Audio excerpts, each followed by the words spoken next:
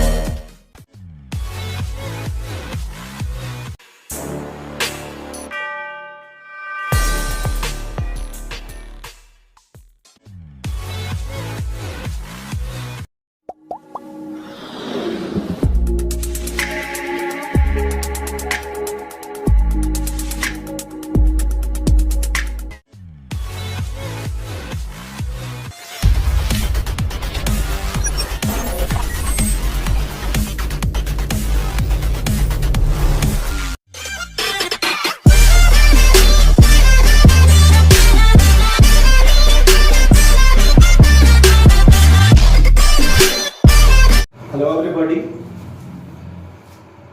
First of all, I heartily thank all of you for your precious suggestion and bumper response. Bumper in a sense कि जैसा मैंने सोचा था उससे बहुत ही ज़्यादा अच्छा response आप लोगों के साइड से है और ये मेरे लिए उत्साहवर्धक भी है और ये मुझे और अच्छा करने के लिए प्रेरित करता रहेगा। सबसे पहली चीज कि जितने वीडियोस अभी मैंने अलजेब्रा के सेक्शन में डाला था आप उसको बहुत बढ़िया से देखेंगे और उससे रिलेटेड जो टेलीग्राम पे मैंने क्वेश्चंस डाले हैं और भी डालूंगा वो आप वन बाय वन सॉल्व करेंगे। अलजेब्रा का सेशन खत्म होने के बाद मैं उस पर एक डाउट सेशन भी लूंगा जो आपके डाउट्स के तौर पे मेरे व्हाट्सएप नंबर पे आएगा। आज का जो सेशन हमारा है वो है अरिथमेटिकल बेस्ड। इट मींस आज से ये फर्स्ट टॉपिक मैं अरिथमेटिक का डाल रहा हूँ। तो अरिथमेटिक जो हमारा है वो एक व्यवहारिक गणित है। व्यवहारिक गणित का मतलब ये हुआ कि हम अपने व्यवहार में चीजों को लाते हैं। जैसा कि आप जानते हो कि अरिथमेटिकल जो पोर्शन है वो हमें 6th क्लास से लेके 8th क्लास तक पढ़ाया जाता है। उसके बाद 9th और 10th में हमारा एडवांस का सेक्शन शुरू हो जाता है। तो अरिथमेटिकल पोर्शन 6, 7 और 8 में ही क्यों पढ़ाया जाता है, इसके पीछे I don't know what is the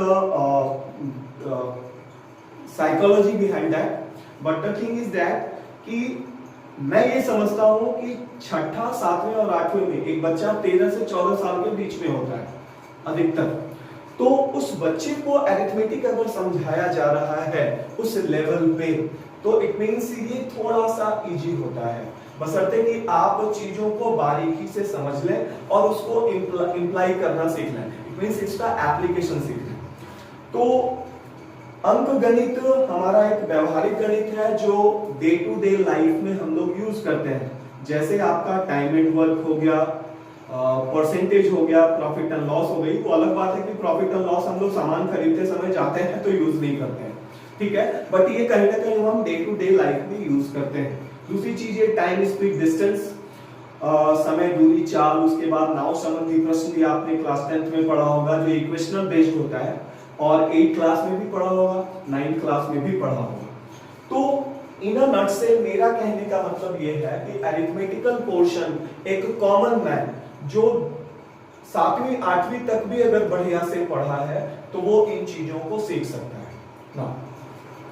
तो भैया अरिथमेटिक में ऐसी क्या बात है जो हमें स्टार्टिंग से सीखनी है? सबसे पहले तो ये डिसाइड करना है ना, क्योंकि बहुत लोग ऐसा होता है कि हमारे ही ग्रुप के जो हमारे कोलिग्स हैं, कोई परसेंटेज से स्टार्ट करता है, कोई टाइम एंड वर्क से स्टार्ट करता है। बट मेरा ये मानना है कि अगर आप किसी भी बच्चे को अरिथमेटिक सिखा रहे हो स्टार्टिंग से, बिल्कुल बेसिक लेवल से, तो आप सबसे पहले उसको कंपैरिजन सिखाएंगे। तो अभी जो मैं बात करूंगा आपको समझ में आ रहा होगा कि मैं यहाँ पे बात कर रहा हूँ किसका? कंपैरिजन का। कंपैरिजन यानी तुलना। अब जैसे आप अपने आप को भी कभी ना कभी कंपेयर करते होंगे किसी ना किसी स्टार से, बॉलीवुड स्टार से।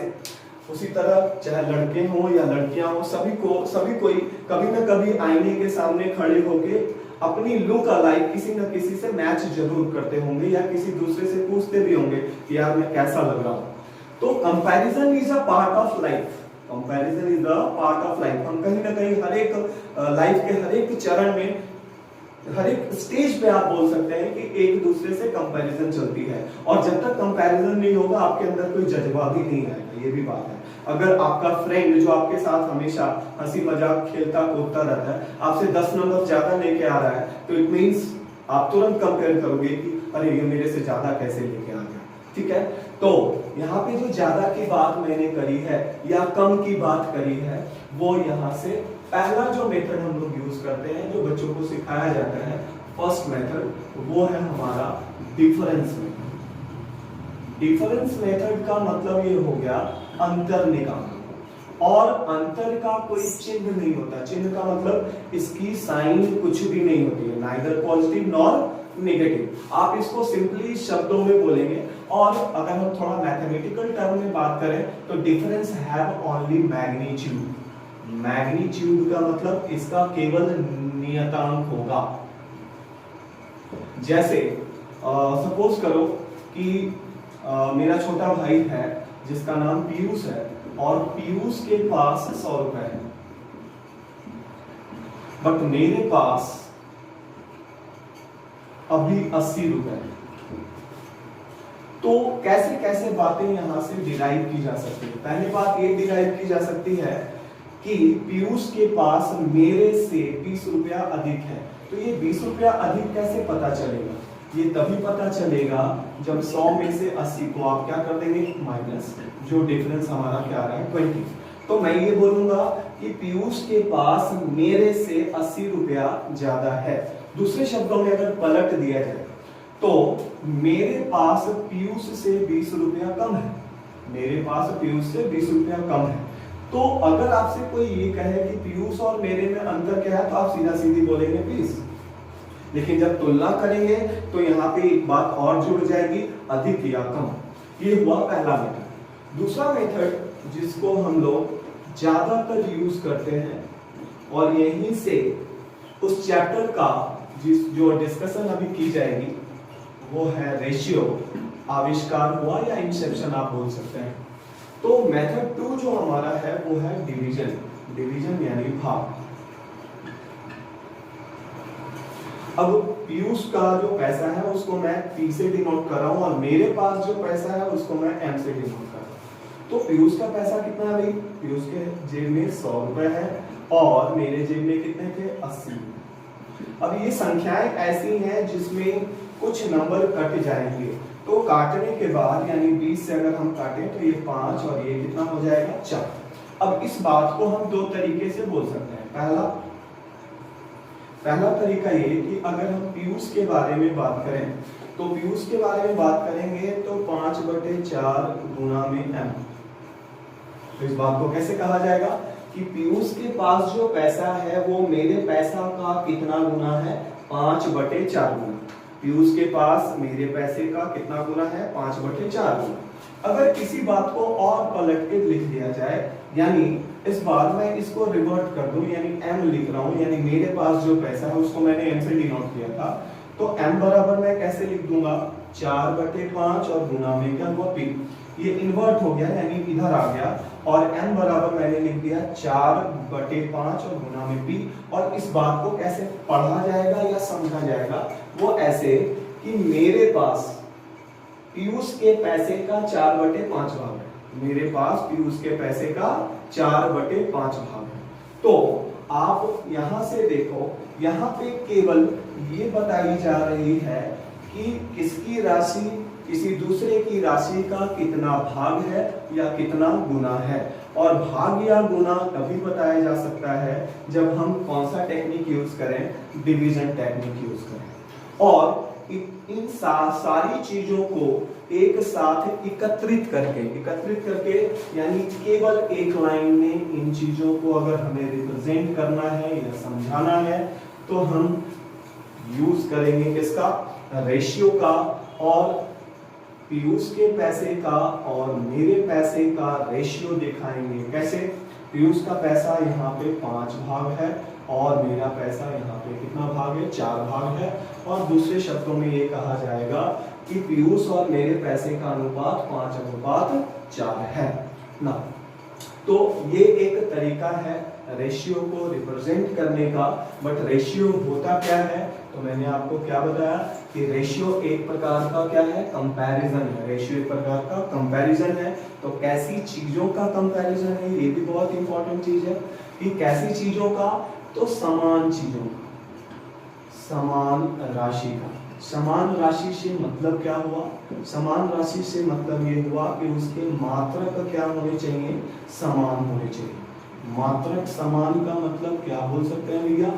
अब सपोज करो कि पीयूष के पास $10 होता और मेरे पास 20 रुपए होते, तो इसकी तुलना नहीं की जा सकती है। कब? डिवीजन से करेंगे। कब करेंगे? जब इन दोनों के मात्रक क्या हो? सेम हो। यानी एक $1 में हो और दूसरा क्या है? रुपए में है। या तो रुपए को डॉलर में बदल देंगे या डॉलर को रुपए में बदल देंगे। उसी तरह अगर सपोज किया जाए कि एक बस है, वो 80 किलोमीटर चली है और दूसरी बस जो है वो 500 मीटर चली है। तो एग्जाम्पल हमारा क्या है? ध्यान से देखेंगे। पहली बस हमारी जो है वो 80 किलोमीटर चली है और दूसरी बस अभी केवल 500 मीटर चली है। तो क्या हम इसे कंपेयर कर पाएंगे? बिल्कुल नहीं कंपेयर कर पाएंगे, क्योंकि एक की दूरी का मात्रक किलोमीटर है और दूसरे की दूरी का मात्रक मीटर है। तो या तो किलोमीटर को हमें मीटर में कन्वर्ट करना होगा या मीटर को किलोमीटर में कन्वर्ट करना होगा। तो मेरा ये कहना है कि रेशियो एक कंपैरिजन है। रेशियो एक कंपैरिजन है। कैसी राशियों का? समान राशियों का, यानी सेम क्वांटिटीज का, सेम टाइप ऑफ क्वांटिटीज का। और सेम टाइप कैसे पहचानेंगे? जब उसका मात्रक यानी यूनिट ऑफ मेजरमेंट, यानी जिस यूनिट से उसे मेजर किया जा रहा है वो दोनों का क्या होना चाहिए? सेम होना चाहिए। और ये केवल दो राशियों का नहीं, रेशियो स्टार्टिंग होती है दो राशियों से, यानी 2 क्वांटिटी से, लेकिन हम उसे एम्पलीफाई करके, मॉडिफाई करके 2 से अधिक राशियों की भी तुलना की जा सकती है। तो यहाँ तक बातें आपको समझ में आ गई होगी। अगली बार जो हम लोग स्टार्ट करेंगे वो रेशियो के रिप्रेजेंटेशन पे। किसी भी चीज का रिप्रेजेंटेशन इंपॉर्टेंट पार्ट होता है, क्योंकि वहां से उस चीज की इंट्रोडक्शन आपकी शुरू होती है। जैसे आप एक स्टूडेंट हो तो स्टूडेंट की वेशभूषा आपकी होनी चाहिए। अब आप अगर आपके पास पेन नहीं है, कॉपी नहीं है और फिर भी आप बोलोगे कि आप स्टूडेंट हो, तो कोई भी मानने के लिए तैयार नहीं होगा। तो सिमिलरली रिप्रेजेंटेशन किस फॉर्म में लिखा जाए ताकि आप समझ लेंगे कि ये रेशियो है। तो अगर केवल 2 टर्म है, अगर केवल 2 टर्म है तो पहले आप इसको समझ लें कि पहला टर्म को हम लोग बोलते हैं अग्रपद और दूसरी टर्म को हम लोग बोलते हैं पश्चपद। अग्रपद का इंग्लिश आप लिख लेंगे एंटीसीडेंट और इसे हम बोलते हैं कॉन्सिक्वेंट।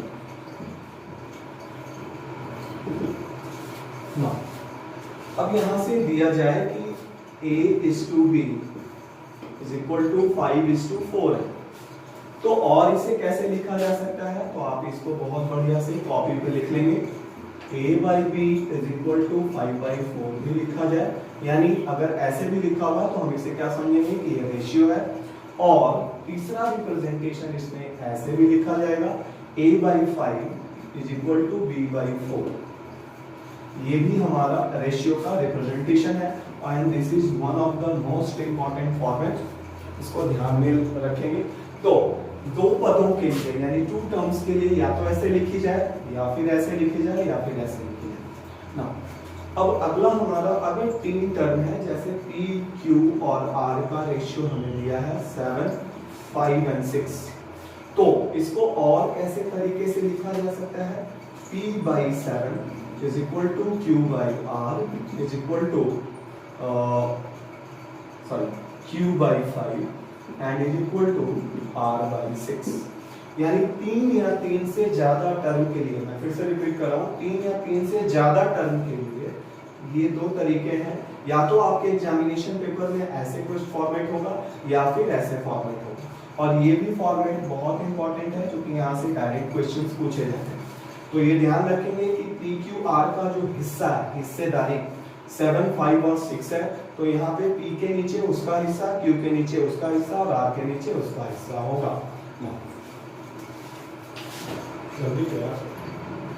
अगला है हमारा सरलतम रूप। अब जैसे अगर आपसे कहा जाए 20 और 25 रेशियो है दो चीजों का, तो आप ये झट से कहेंगे कि इसको और छोटा किया जा सकता है। तो क्यों किया जा सकता है? क्योंकि इन दोनों नंबर को हम अगर फैक्टराइज करें यानी गुणनखंडित करें तो इसे लिख सकते हैं 5 गुना 4 और इसे लिख सकते हैं 5 गुना 5। इसमें क्या हुआ भैया, 5 और 5 दोनों का जो कॉमन फैक्टर था यानी सर्वगुणनखंड वो आपका कैंसिल हो गया और ये जो चीज हमारी है वो किस रेशियो में आ गया, 4:5। यानी सिंपलेस्ट फॉर्म आप हमेशा याद रखेंगे कि जब भी हम रेशियो लिखेंगे वो हमेशा सिंपलेस्ट फॉर्म में ही लिखा जाता है। और अगर सिंपलेस्ट फॉर्म में नहीं लिखा गया है तो आप अपने कैलकुलेशन के पॉइंट ऑफ व्यू से भी इसे सिंपलेस्ट फॉर्म में कन्वर्ट कर देंगे। तो दूसरी बात जो मुझे यहां से समझानी है आपको कि 20 और 25 का अगर हम एचसीएफ निकालें, मेरी बात पे ध्यान देना, 20 और 25 का हम क्या निकालें, एचसीएफ। तो एचसीएफ यानी महत्तम समापवर्तक, यानी एक ऐसी संख्या जो दोनों को पूरी तरह विभाजित करे और सबसे बड़ी भी संख्या। तो 20 और 25 का जो एचसीएफ होगा वो क्या निकलेगा, 5। तो 5 दोनों में यहां से क्या हो रहा है, कैंसिल हो रहा है। तो मेरा ये कहना है कि जब भी आप रेशियो को या रेशियो दो क्वांटिटीज का या दो से अधिक क्वांटिटीज का निकालेंगे तो उसमें जो कैंसिल होने वाली चीज होगी, कब, जब आप उसको कैसे लिखेंगे, सिंपलेस्ट फॉर्म में, तो इससे आपका एचसीएफ जो है वो आपस में क्या हो जा रहा है, कैंसिल हो जा रहा है। तो इस बात को आप भली भांति ध्यान से लिख लेना कि जब भी हम दो या दो से अधिक क्वांटिटीज का रेशियो निकालते हैं तो उनके बीच का जो एचसीएफ होता है वो आपस में क्या हो जाता है, कैंसिल हो जाता है। ठीक है, तो कैंसिल होने के बाद जो चीजें बचती हैं वो हमारा सिंपलेस्ट फॉर्म कहलाता है। और इस केस में आप ये भी बोल सकते हैं, जैसे 6 या 7 की अगर आप बुक उठाएंगे तो वहां पे ये बातें लिखी हुई मिलेगी आपको कि सिंपलेस्ट फॉर्म जो होता है वो ऐसा फॉर्म होता है जहां पे दोनों पदों के बीच में हाईएस्ट कॉमन फैक्टर ओनली 1 रहे। यानी सिंपलेस्ट फॉर्म ऐसा फॉर्म है जहां पे दो या दो से अधिक पदों का जो हाईएस्ट कॉमन फैक्टर होगा वो क्या होगा, 1 होगा। अगर ऐसी स्थिति होगी तो रेशियो का हम क्या लिखते हैं, सिंपलेस्ट फॉर्म लिखते हैं। ये एग्जांपल जो मैंने लिखा आपको जस्ट एक रूल समझाने के लिए लिखा है। तो आप ये देखो यहाँ पे दिया हुआ है ए बी और सी का अनुपात 1/5, 1/6 और 1/4। अभी तक जितनी भी चीजें हमने अभी डिस्कस करी आपने पढ़ा भी होगा, कहीं भी रेशियो को हम फ्रैक्शन में नहीं लिख रहे। तो इसका एक नियम आप लिख लें कि आप कभी भी रेशियो को फ्रैक्शन में नहीं लिखेंगे यानी भिन्नों में नहीं लिखेंगे। इसको आप रूल भी बना सकते हैं, हालांकि किसी किताबों वगैरह में नहीं लिखा हुआ है, फिर भी आप मेरी तरफ से ये आप नोट कर लेंगे कि कोई भी रेशियो यानी अनुपात भिन्न में नहीं लिखा जाएगा। तो क्वेश्चन क्या होगा, अगर आपको ये बातें कह दी जाए कि A:B:C आपका 1/5, 1/6, 1/4 है, तो आप हमें एग्जैक्टली ABC का रेशियो बताओ। यानी इसका मतलब ये इसका एग्जैक्ट रेशियो नहीं है। तो एग्जैक्ट रेशियो हमेशा इंटीजर में निकलता है। यदि आप लिख लें integral form, not in fractional form. कभी भी भिन्नों में नहीं लिखेंगे, हमेशा पूर्णांकों में लिखेंगे। और पूर्णांकों में लिखने के लिए अगर ऐसा रेशियो आपको दिया जाएगा तो आप ध्यान से देख लेंगे, सबसे पहले हम इन तीनों डिनोमिनेटर यानी हर जो भिन्न का निचला हिस्सा होता है वो हर होता है, और उसका हम क्या निकालेंगे, एलसीएम। तो एलसीएम अगर हम निकालें 5, 6 और 4 का, 5, 6 और 4 का, तो इसका एलसीएम हमारा क्या आ जाएगा, 7। और अगला स्टेप जो हमारा होगा, यानी एबीसी का एग्जैक्ट रेशियो निकालने के लिए बाबू हम क्या करेंगे, 1/5, 1/6 और 1/4 इसके हर एक टर्म में उस एलसीएम से हम लोग क्या करेंगे, मल्टीप्लाई। एलसीएम से जैसे ही हम मल्टीप्लाई करेंगे तो ये जो फ्रैक्शनल पार्ट्स हैं वो सारे आपस में क्या हो जाएंगे, कैंसिल हो जाएंगे, और हमारे पास एक इंटीग्रल यानी पूर्णांकों में जो फॉर्मेट बन रहा है वो आएगा। यानी यहाँ से हम ये कह सकते हैं कि जो एबीसी का रेशियो 1/5, 1/6 और 1/4 था वो एग्जैक्टली वास्तविकता में ये है 12:10:15। तो यहाँ से हमने क्या क्या सीखा, क्योंकि रूल्स बहुत दो चार रूल्स हैं, मैं उनको बस एग्जांपल पे आपको समझा रहा हूँ। तो पहला जो बेसिक हमारा था वो ये कि कभी भी क्वेश्चन में अगर रेशियो फ्रैक्शन में लिखा हुआ है तो हमारा परम धर्म ये होगा कि आप उसको इंटीग्रल फॉर्म यानी फ्रैक्शनल फॉर्म से हटा के पूर्णांकों में लिखेंगे, ठीक है।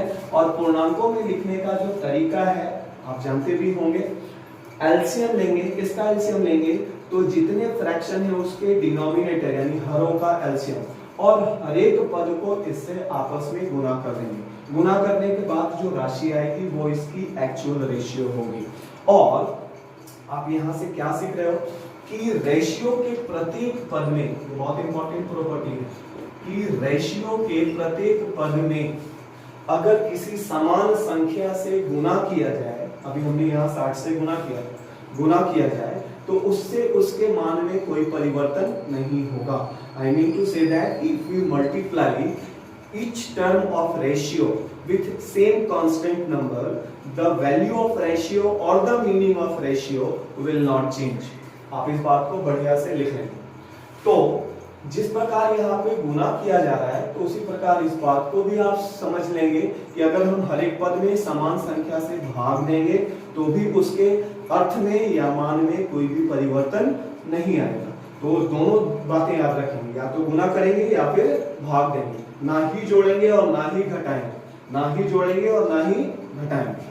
तो ये आपका कन्वर्जन का एक प्रोसेस हो गया और ये आपके एग्जाम्स में पूछा जाने वाला पोर्शन था।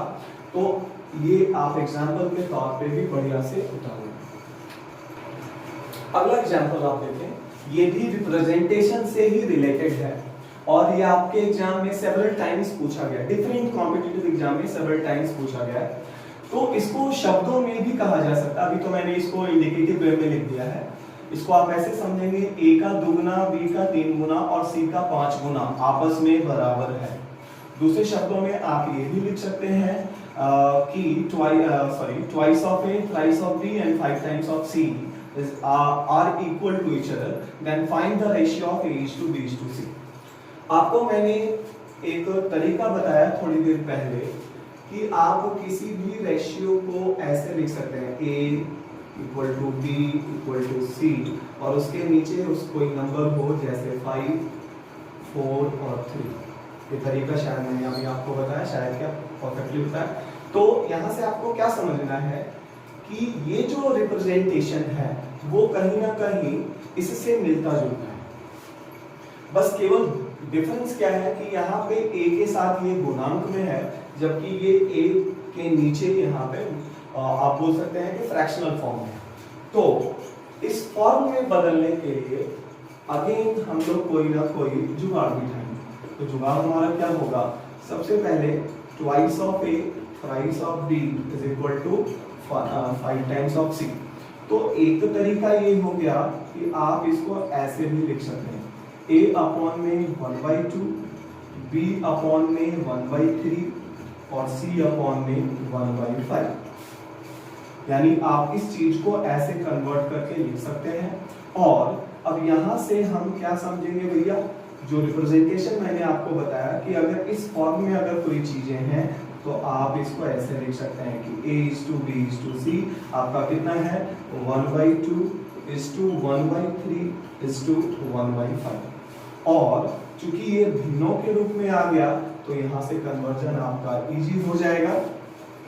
क्या हम पहले एलसीएम निकालेंगे तो एलसीएम क्या निकलेगा 2, 3 और 5 सभी संख्याएं अलग अलग हैं तो आप सीधे इनको गुना कर दें तो 2 गुना 3 6 6 पंजे 30 यानी एलसीएम आपका क्या हो गया 30 और अगर 30 से आप हर एक को गुना करेंगे यानी 1/2 into 30 is to 1/3 into 30 is to 1/5 into 30 और आगे सॉल्व करने के बाद ये 15 10 और 6 तो हमारा एग्जैक्ट रेशियो जो होगा यानी कहने का मतलब जो राशि हमें बताई गई थी कि A का 2 गुना B का 3 गुना और C का 5 गुना आपस में बराबर है twice of A thrice of B and 5 times of C are equal exactly में उस A B और C का जो रेशियो होगा वो 15 10 और 6 होगा। और अगर आप चेक करना चाहते हैं तो आप चेक भी कर सकते हैं थोड़ा सा ध्यान से देखें आप इसको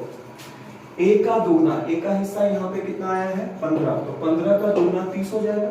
उसी तरह B का 3 गुना B का हिस्सा कितना आया है 10 तो 10 का 3 गुना भी 30 होगा और सिमिलरली C का यहाँ पे कितना आ गया 6 को अगर हम 5 गुना करेंगे तो भी क्या होगा 30 होगा।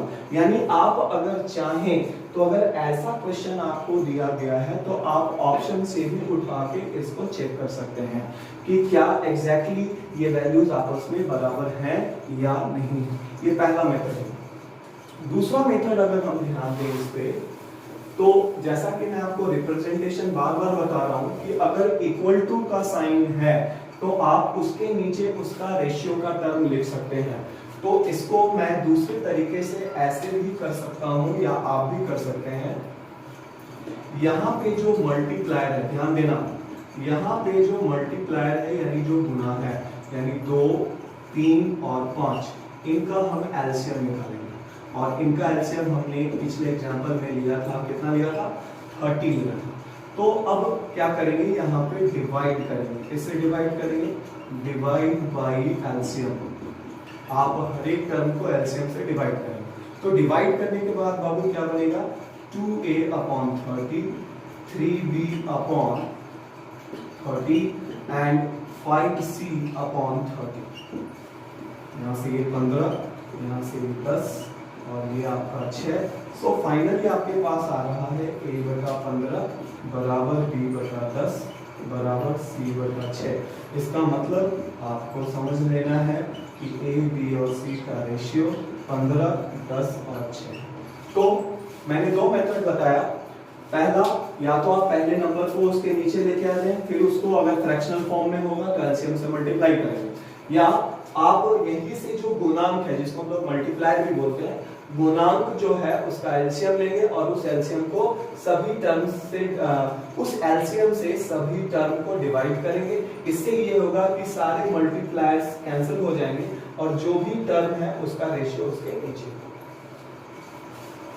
ये दो क्वेश्चन मैंने आपको प्रीवियस पेपर से उठाया है और इन दोनों एग्जाम्पल के थ्रू मैं आपको कुछ बात समझाना चाह रहा हूँ। ध्यान से सुनिए।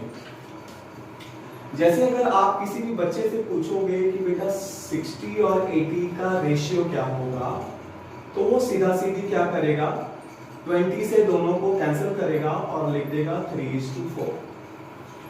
यानी 60 और 80 का रेशियो फिक्स्ड है कि वो किसके बराबर होगी 3:4। लेकिन अगर आपसे ये कहा जाए कि there are two quantities A और B जिसका रेशियो 3:4 है तो क्या आप निश्चित रूप से A और B की वैल्यू ज्ञात कर सकते हैं? बिल्कुल नहीं ज्ञात कर सकते। इसलिए क्यों नहीं ज्ञात कर सकते? क्योंकि ये हमें एक कंपैरिजन यानी तुलनात्मक चीजें बताई जा रही है। हो सकता है कि A की वैल्यू 3 हो तो B की वैल्यू यहाँ पे 4 हो सकता है कि अगर A की वैल्यू 6 है तो B की वैल्यू 8 होगी। उसी तरह अगर A की वैल्यू 300 है तो B की वैल्यू उसके अकॉर्डिंग क्या हो सकती है 400। तो आप ये देखें दो चीजों का अगर रेशियो दिया गया है तो उसका एग्जैक्ट वैल्यू कुछ भी हो सकता है, और जहां पे कुछ भी हो सकता है यानी वेरिएबल है। तो वेरिएबल है इसलिए हमें क्लास 10th या 9th में ये चीजें बताई जाती है कि जब भी दो चीजों का रेशियो दिया गया है तो आप उसको कुछ k के टर्म्स में लिख लेंगे, जैसे a = 3k and b = 4k, और आगे की चीजें सॉल्व करने लगते हैं हम लोग। यहाँ पे k क्या होता है ये भी आप ध्यान करें, ये समानुपात का स्थिरांक कहलाता है, कांस्टेंट ऑफ प्रोपोर्शनलिटी, ठीक है। और दूसरे शब्दों में मैं यहाँ पे इसको ये बोलूंगा कि ये एक यूनिट की मात्रा है, ये एक यूनिट की क्या है, मात्रा है। इसको मैं एक दूसरे एग्जांपल से भी मैं आपको समझाऊं।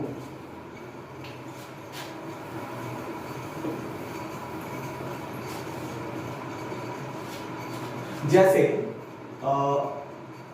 सीनू के पास 24 मैंगोज हैं और रिया के पास 30 मैंगोज हैं, और इन्होंने डिसाइड ये किया कि हम अपने अपने मैंगोज को ग्रुप में बांटेंगे और हर एक का ग्रुप में इक्वल नंबर होना चाहिए, हर एक के ग्रुप में क्या होना चाहिए, इक्वल नंबर होना चाहिए। तो अगर ये दोनों बहुत ही अच्छे पढ़े लिखे बच्चे हैं तो इजीली बोलेंगे कि भैया जो सीनू के पास 24 मैंगोज है और रिया के पास 30 मैंगोज है, इन दोनों को सबसे बड़ी संख्या काटने वाली जो होगी वो क्या होगी, 6 होगी। सबसे बड़ी संख्या जो काटने वाली है वो क्या है, 6 है, जिसको हम लोग क्या बोलते हैं, एचसीएफ, यानी 24 और 30 का जो हमारा एचसीएफ है वो क्या है, 6। तो ऑटोमेटिकली अगर ये बात हम इसे अप्लाई करें कि भैया 6 जो ऐसी संख्या है जो दोनों नंबर को पूरी तरह डिवाइड भी कर रही है और साथ में ये बिगेस्ट नंबर भी है, बिगेस्ट नंबर भी है, तो बिगेस्ट नंबर जो इन सभी संख्याओं को डिवाइड करे वो क्या कहलाएगा, एचसीएफ कहलाएगा ना। तो मैंने ये कहा था कि आपको ग्रुपिंग करनी है, यानी दोनों ने ये डिसाइड किया कि हम लोग अपने अपने आम को एक एक थैले में रखेंगे और हर एक थैले में आम की संख्या क्या होनी चाहिए, बराबर होनी चाहिए। तो अगर इस बात को ध्यान में रखा जाए तो हम इसे ऐसे बोल सकते हैं कि सीनू के पास जो 24 मैंगो था अगर 6-6 करके बांटेंगे तो 4 पैकेट बनेगा, और रिया के पास जो 30 मैंगो था उसको अगर 6-6 करके पैकेट में रखेंगे तो कितने पैकेट्स बनेंगे, 5 पैकेट्स बनेंगे। और आप अगर देख रहे हैं तो ये भी समझ रहे होंगे कि अगर हम इन दोनों के रेशियो का, इन दोनों के मैंगोज का अगर रेशियो निकालें, यानी 24 और 30 का रेशियो निकालें तो वो क्या निकल के आएगा, 4:5। तो आप इसे ऐसे बोल सकते हैं कि सीनू के पास 6-6 मैंगो वाले कितने पैकेट होंगे, 4, और रिया के पास 6-6 मैंगो वाले कितने पैकेट होंगे, 5। अब ये पैकेट्स भूल जाओ और आप इस चीज को ऐसे याद रखो कि सीनू के पास 4 यूनिट है और रिया के पास भी 4 यूनिट है, और यहाँ पे हर एक यूनिट की जो वैल्यू है वो कितना है, 6 मैंगोज।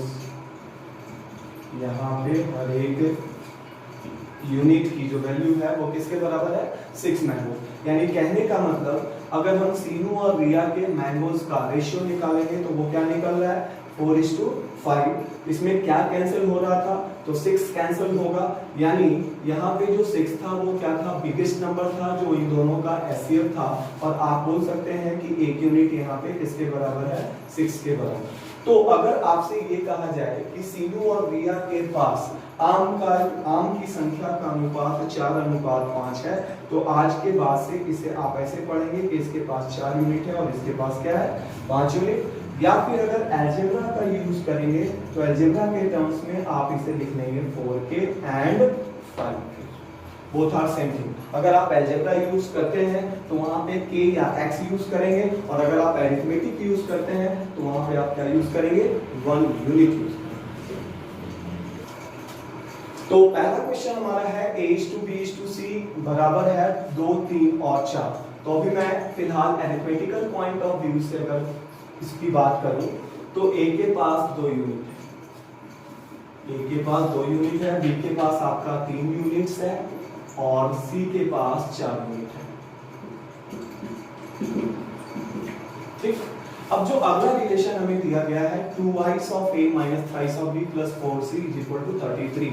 तो आप इसको थोड़ा सा ऐसे वर्बली सोचें, वर्बली कि भैया a के हिस्से का यहाँ दुगना हुआ, a के पास कितना हिस्सा था यानी 2 यूनिट था, तो 2 का दुगना क्या हो जाएगा 4 यूनिट माइनस 3 गुना b का यूनिट कितना था 3, तो 3 को आगे 3 से गुना करेंगे तो यहाँ पे कितनी हो जाएगी 9 यूनिट्स। और उसी तरह प्लस में है 4 गुना सी का एक यूनिट कितने के बराबर है, सॉरी सी के पास कितना यूनिट है 4 यूनिट, तो 4 से गुना करेंगे तो टोटल उसके पास कितने यूनिट हो जाएंगे 16 यूनिट। और इन सभी की जो वैल्यू हमें दी गई है वो कितने के बराबर है 33। अगर आप यहाँ से सॉल्व करेंगे तो ये आपका आ रहा है 11 यूनिट, 16 4 20 में से 9 गया 11 यूनिट, और इस 11 यूनिट की वैल्यू यहाँ पे कितनी है 33। तो एक यूनिट की वैल्यू हमारी क्या हो जाएगी 33/11 दैट इज इक्वल टू 3। और आगे का काम आप आसानी से कर सकते हैं, हमें किसकी वैल्यू बतानी थी बी की, और बी की कितनी यूनिट है 3 यूनिट, और यहाँ पे 3 यूनिट का मतलब एक यूनिट हमारा 3 के बराबर है, यानी बी की वैल्यू एग्जैक्टली में किसके बराबर है 9। तो ये हमारा एरिथमेटिकल बातें हैं, और इस चीज को हम अभी तो मैंने आपको लिख के बता दिया, अगर आप चाहें तो ये माइंड में कर सकते हैं।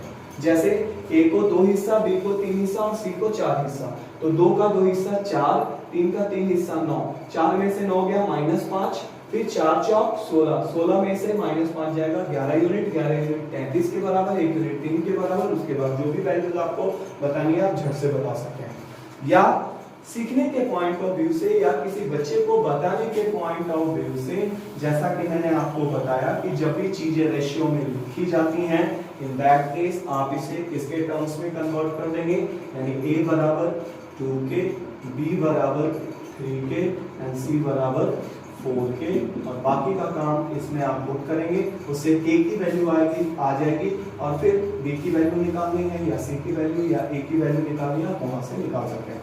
तो मेरा इन दोनों एग्जाम्पल से कहने का मतलब ये है कि या तो आप इसे एरिथमेटिकली यूनिट के तौर पे ध्यान रखें, इकाई की मात्रा, और दूसरा ये कि अगर आपको कहीं भी टिपिकल लग रहा है, चीजें आपको नहीं समझ में आ रही है, तो स्टार्ट करने के लिए आप इसे k से स्टार्ट कर सकते हैं।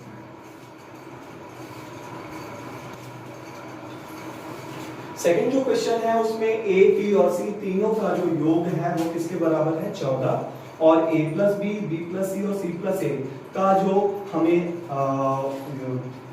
रेशियो दिया गया है वो है 6, 7 और 9। तो आप इसे ऐसे समझे भैया कि a और b दोनों को मिलकर कितना यूनिट मिल रहा है 6 यूनिट मिल रहा है, और b और c को कितना मिल रहा है 7 यूनिट, और c और a को मिल रहा है 8 यूनिट। तो चूंकि हमें यहाँ तीनों का योग है तो कहीं ना कहीं इसे भी हमें तीनों के योग में कन्वर्ट करना पड़ेगा, तोड़ना पड़ेगा। तो अगर हम इनको जोड़ें तो a और a 2 बार हो रहा है, b और b भी 2 बार हो रहा है, और c और c भी 2 बार हो रहा है। तो आप इसको ऐसे लिख सकते हैं कि 2 बार a plus 2 bar b plus 2 bar c बराबर आपका कितना हो गया 6 और 7 13 और 8 21 यूनिट्स। इसका मतलब अगर हम 2 यहाँ से कॉमन निकालें तो a plus b plus c हमारे पास क्या हो जाएगा 21/2 यूनिट, यानी a, b और c तीनों का जो सम है वो कितना यूनिट के बराबर है 21/2 यूनिट के बराबर है, और ये 21/2 यूनिट हमें यहाँ पे दिया गया है कितना 14। ये बात मैंने यहाँ से उठाया, तो यहाँ से 1 यूनिट की वैल्यू आप निकाल सकते हैं 14/21, और गुणा में क्या हो जाएगा 2, 7 से कटेगा 2 और ये 3, यानी 1 यूनिट की वैल्यू हमारी हो जाएगी 4/3। अब हमें बताना क्या है भैया, अब हमें बताना है c की वैल्यू, और c की वैल्यू निकालने के लिए आप ये देखें कि आपके पास 1 यूनिट अगर आ रहा है, तो अगर हमें ये कहा जाए कि a प्लस b क्या है, तो आप सीधा लिखेंगे 6 गुना 1 यूनिट की वैल्यू हमारी क्या है 4/3, यानी इसकी वैल्यू हमारी क्या हो जाएगी a प्लस b का मान 8 आ जाएगा। उसी तरह b प्लस सी का भी आप निकाल सकते हैं, c प्लस a का भी निकाल सकते हैं। चूंकि हमें यहाँ पे c की वैल्यू निकालनी है और c की वैल्यू निकालने का एक सामान्य तरीका हमें ये नजर आ रहा है कि a b c के मान में से हम a और b का इकट्ठा मान क्या कर दें, घटा दें। a b c के तीनों की वैल्यू में से a और b का मान घटा दें। a plus b plus c हमें दी गई है यहाँ पे 14 और a प्लस b का मान हमने अभी यहाँ पे कर दिया 8 यूनिट। तो इस प्रकार c की वैल्यू हमारी कितनी हो जाएगी, 6।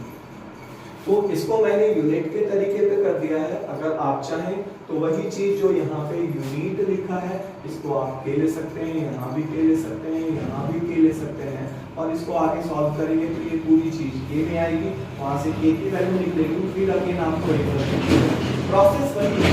और के इसलिए बच्चों को बताया जाता है कि उनको सब्जेक्टिव लिखना होता है। 6, 7, 8 में ये चीजें आपको सब्जेक्टिवली लिखनी होती है, लेकिन कॉम्पिटिटिव एग्जाम में आपको ये अधिकतर काम जो मेजॉरिटी ऑफ वर्क आपका है वो माइंड का है।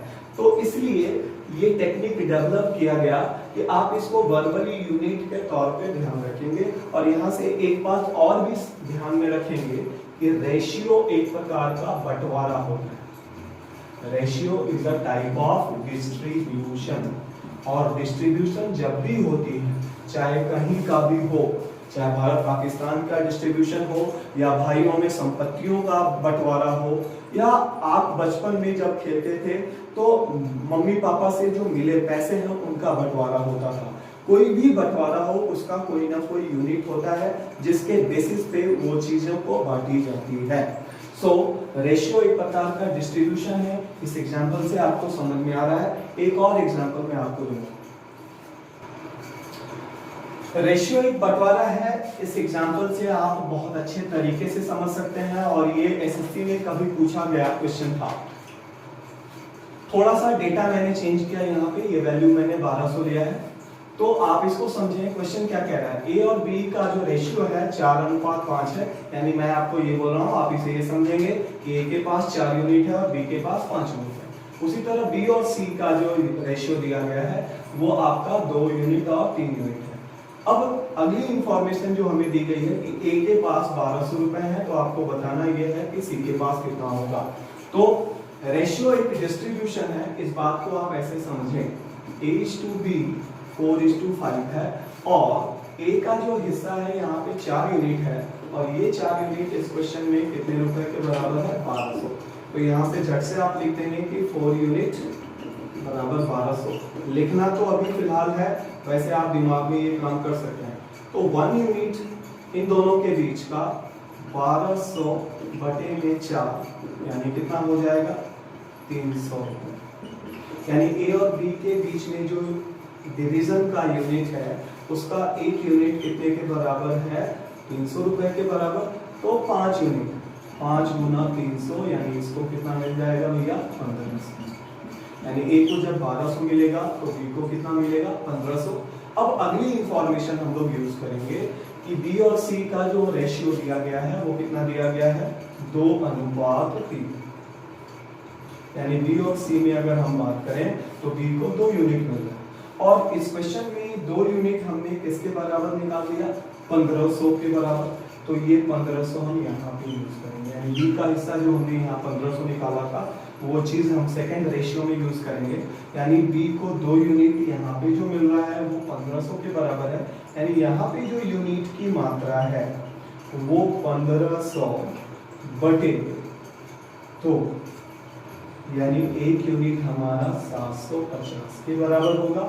और चूंकि क्वेश्चन में सी का रेशियो कुछ, सी की वैल्यू पूछी गई है, यानी सी के पास कितना रुपया है, तो सी को 3 यूनिट है और यहाँ पे एक यूनिट हमारा किसके बराबर है, 750। इसके मुताबिक 7×21 यानी 2250 रुपए सी को मिलेंगे। यानी हमारा आंसर क्या हो गया, 2250। ये एग्जाम्पल मैंने इसलिए लिया कि आपको 2 रेशियो यहाँ पे दिया गया, मेरी बात पे ध्यान दें, यहाँ पे आपको 2 रेशियो दी गई। इन 2 रेशियो में आप ये ध्यान रखेंगे, बहुत बार बच्चों का ये कंफ्यूजन होता है कि रेशियो का जो यूनिट होगा वो हर एक जगह समान होगा यानी सेम होगा। तो आप इस बात को बिल्कुल समझ लें कि दो अलग अलग रेशियो का जो यूनिट की वैल्यू होगी वो अलग अलग होगी, कभी भी समान हो भी सकती है और नहीं भी हो सकती है, depends upon the situation, but mostly cases में ये डिफरेंट ही होते हैं। तो जैसा कि आपको मैंने एग्जांपल के थ्रू भी बताया कि ए और बी का जो कंपैरिजन हो रहा था, वहां पे एक यूनिट हमारा किसके बराबर था, 300 रुपए के बराबर, लेकिन बी और सी का जब हमने कंपैरिजन किया तो यहाँ पे एक यूनिट कितने के बराबर है, 750 के बराबर।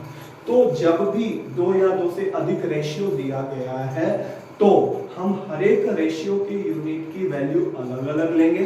यानी अगर 7वीं 8वीं के बच्चों को ये बातें बताई जाए तो यहाँ से ये चीजें हम इसको ऐसे डिस्क्राइब कर सकते हैं कि बाबू ए को मान लो 4x, तो बी को आपका क्या हो जाएगा 5x, यहाँ से 5x की वैल्यू निकाल लेंगे और फिर जब इसे ही यूज करेंगे यानी बी और सी का, तो हम ये मान लेंगे कि बी को 2y मिला है और सी को कितना मिलेगा, 3y मिलेगा। यानी दोनों के जगह पे अलग अलग कांस्टेंट या वेरिएबल लेंगे। Thank you.